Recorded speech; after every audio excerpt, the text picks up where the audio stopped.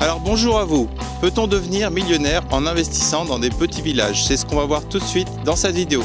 A tout de suite.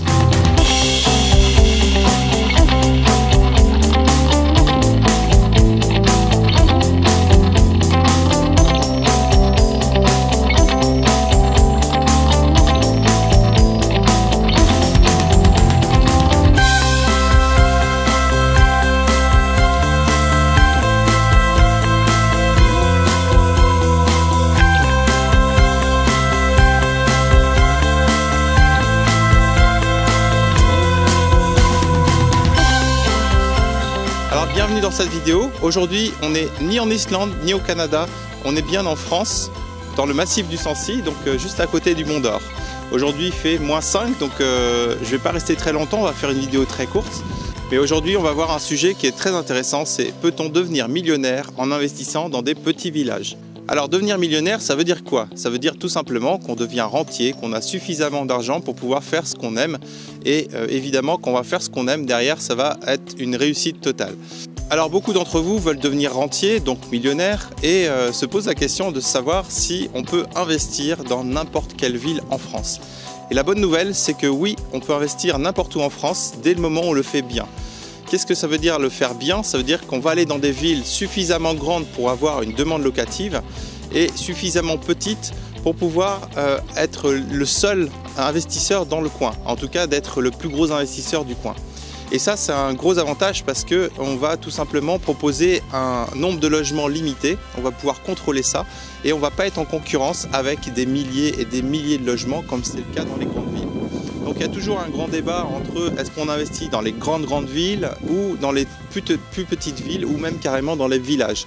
Il n'y a pas de débat à avoir parce que dès le moment où on va dans une ville, qu'on propose un logement correct au prix du marché et qu'il y a une demande suffisante et non pas pléthorique, l'objectif c'est d'avoir une demande suffisante, hein, on s'en fout de pouvoir proposer un logement à 500 000 personnes, ce qui nous compte nous c'est d'avoir un locataire.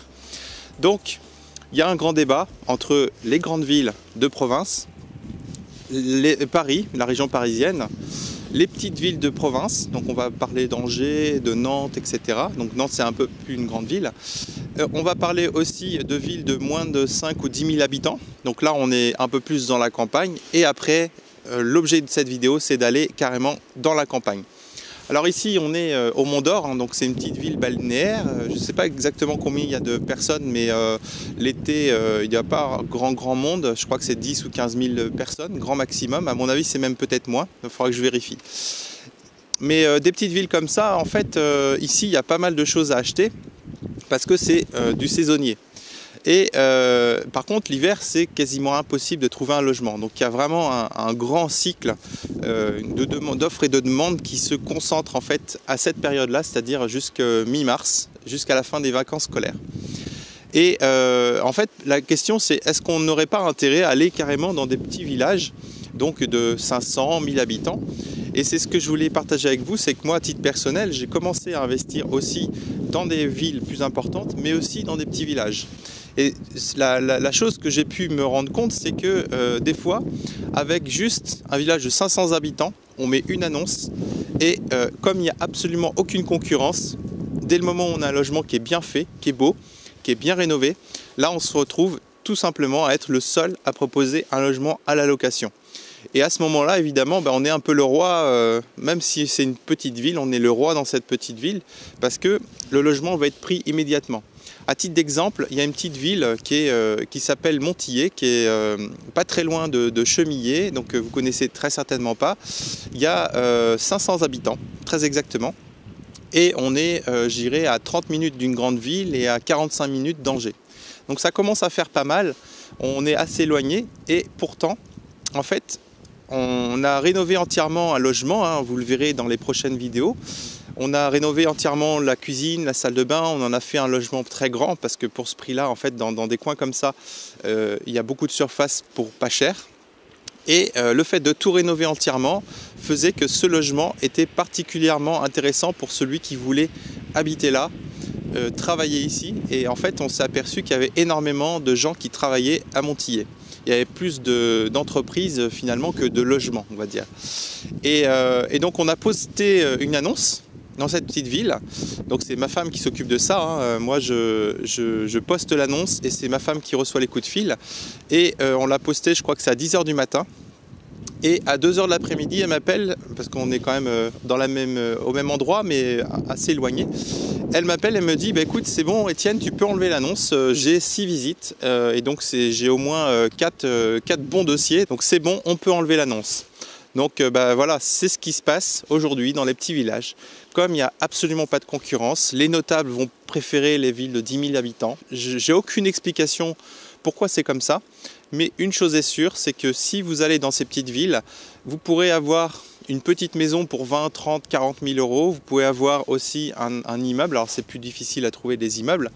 Mais vous pouvez aussi tout simplement être le seul à proposer du locatif.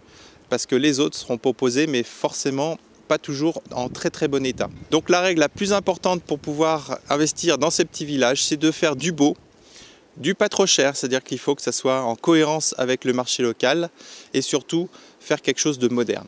Parce que dès le moment où tous les locataires vont chercher, en fait, ils vont vraiment accrocher avec quelque chose de moderne. Les couleurs, c'est un faux débat, il faut de la couleur, même si ce n'est pas forcément des bonnes couleurs. Et tout le reste, en fait, on l'oublie. L'idée, c'est vraiment d'être au bon prix et de faire du beau. Et là, je vous garantis une chose, c'est que dans la journée, vous pourrez louer vos logements. Après, évidemment, si vous êtes isolé dans une petite montagne ici, on fera plus du saisonnier, ça sera un peu plus adapté. Je m'enfonce un petit peu. Alors revenons-en maintenant au fait d'être millionnaire. Bah écoutez, si vous investissez et que c'est pas cher, ça veut dire que vous aurez des bonnes rentabilités. Si vous avez des bonnes rentabilités, ça veut dire que vous pouvez faire plusieurs projets. Et ça veut dire aussi que vous allez devenir millionnaire beaucoup plus rapidement. Donc après, c'est une question de, je dirais, de chiffres, hein. C'est combien il vous faut pour pouvoir avoir des revenus qui vous permettent d'arrêter de travailler. Ça va dépendre de vous. Et une chose est certaine, c'est que si vous arrêtez de travailler, vous n'aurez pas forcément la même vie qu'avant et vous aurez une vie beaucoup plus libre. Donc vous n'aurez pas forcément besoin d'aller très loin en vacances et vous aurez tout le loisir finalement de faire ce que vous aimez. Et généralement, faire ce qu'on aime, ça coûte pas très cher. Une chose est certaine, c'est qu'on se paye des grosses vacances très chères, très loin, dès le moment en fait, où on a un gros niveau de saturation au niveau du boulot. Dès le moment où vous allez arrêter de travailler, en tout cas dans la rat race, et de faire vraiment ce que vous aimez, vous verrez que les vacances, vous n'en avez pas forcément besoin. C'est bien de faire un break, mais vous n'avez pas forcément besoin d'aller aux Maldives toutes les semaines. Alors voilà, c'était un petit point pour devenir millionnaire et l'objectif évidemment c'est d'essayer de ne pas faire comme tout le monde, donc d'essayer d'aller en dehors des grandes villes, en dehors des plus petites villes si jamais les prix sont trop chers et pourquoi pas aller dans des villages. Si vous connaissez certains villages, vous savez qu'il y a de la demande locative, vous pouvez même la tester, il n'y a pas de souci. En tout cas, ça c'était un point. Aujourd'hui je sais que tout le monde veut avoir 50, 100, 200, 500 demandes de locataires, je vous assure qu'une seule ça suffira. Donc voilà, si vous avez un locataire au bon endroit, il y a de fortes chances aussi qu'il reste beaucoup plus longtemps dans les villages que si vous allez dans le centre-ville où là il a vraiment un choix énorme. Donc l'objectif c'est d'être le meilleur dans ce que vous faites. L'objectif c'est de regarder aussi là où personne ne cherche, là vous êtes sûr de trouver des bonnes affaires. Et après, si vous faites du beau, si vous faites du bien au bon prix, vous l'aurez, ça c'est une certitude. Voilà, bah écoutez, je vous invite à vous abonner à ma chaîne YouTube, à me suivre sur Facebook et Instagram. Et en attendant, on va se retrouver très bientôt dans une prochaine vidéo. Bon ben moi c'est parti, je vais me mettre au chaud parce que là il fait -4 ou -5, donc je vais pas pouvoir tenir bien longtemps. À très bientôt en tout cas, au revoir.